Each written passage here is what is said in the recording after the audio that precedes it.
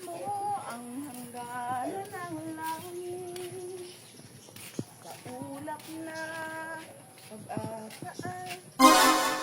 Saan naman kaya itong pupuntang si Loida? At totoong may dala na naman itong lalagyan. Ay, inako, siguradong pupunta na naman yan sa kanyang ate ko rin. At paniguradong mangungutang na naman niya. Ano naman kayo uutangin niyan? Halika, tawagin natin.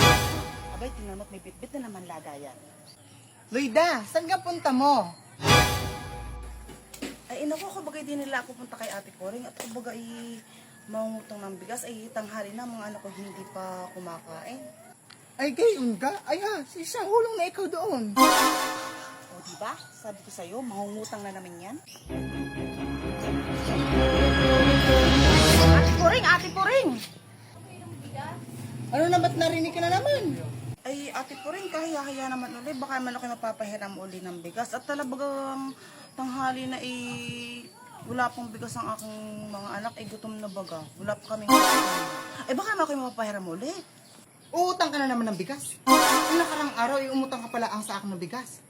At saka kahapon. Ngayon naman umutang ka na naman. Ay, manghingi ka na lang sa akin. Nang hindi ako umasa kung magbibigay ka sa akin ulit na may babalik ka. Ay, naman ate ko rin. Ako naman yung nangungutang laang.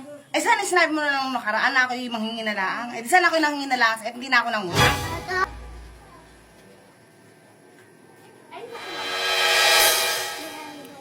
Waring bigas, para isang kilo uutangin mo pa. Yun na. O, yan ang bigas mo. Kainin mo. Ewan ko naman kung di mga bungi ang mga ngipin mo.